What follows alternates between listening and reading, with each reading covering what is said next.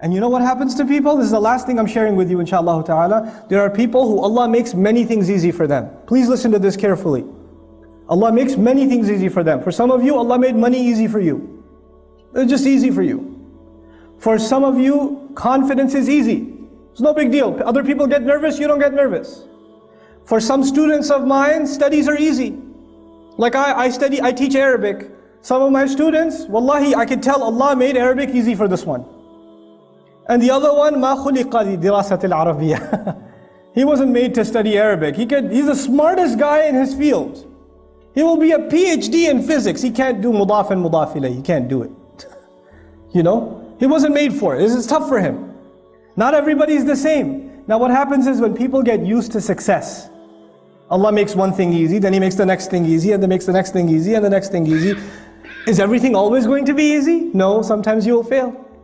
There's a student who gets used to getting 100 the first time, the second time, the third time, the fourth time, and the fifth time he gets a 50. All of a sudden. And he's used to what? 100. So he said, oh, forget it. I am worthless. Allah is no longer with me. You know, what's the point now? Because you get used to riding so high that one little failure, one setback, and you're just crushed. You are completely crushed. What's the point? I'm dropping out of school. I don't want to do this anymore. I hate this. You know what? This is when you didn't remind yourself at every single success that success was a combination of two things. Your effort and Allah's help. Every single 100 you got before wasn't because it was easy. You put effort and Allah gave His barakah. You put effort and Allah gave His barakah. And this time when it doesn't happen, two things could be wrong. Number one, maybe you didn't put enough effort. And when you don't put enough effort, Allah does not give His barakah. And maybe even if you put effort, Allah decided that He will not give you barakah, maybe that's better for you. One of my best friends in life used to be a Hindu. And he wanted to go to med school. And he was a straight A student. Straight A's his entire life. Perfect scores. Highest scores in the SATs. Applied to med school, he was expecting a full scholarship. He got rejected. He was completely shattered. He ended up in a different university. He decided to do computer science instead. And he was he's still a Hindu. He's completely depressed. Except he met people in his new college, Muslims, who he started hanging out with, and within 2 years he took Shahada. And he looks back now, he goes, thank Allah I didn't make it to med school. When I failed med school, I thought it was the worst thing that ever happened to me. And now I look back at my life and I say, I failed med school, it is the best thing that ever happened to me. You know? His kids are memorizing Quran. Can you imagine? His kids are memorizing Quran. His father, when he became Muslim, they dragged him to, his father got so shocked, he took him to India to beat Hinduism back into him. And he ran away from there, came back. You know?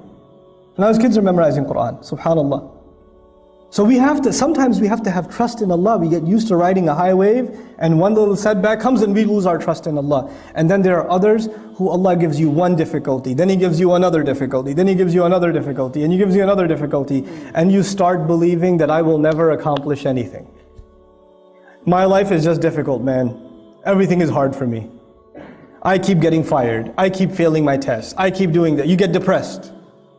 And even this one has to remember that success in this world, everything that happens is a combination of two things. I have to put in my effort, and Allah will make the task easy. I know I said last, but I have 1 minute left. Might as well use it for something. I'll share this last thing with you. There are two parts of this dua so far. It's not even the whole dua. I just wanted to share these two statements with you.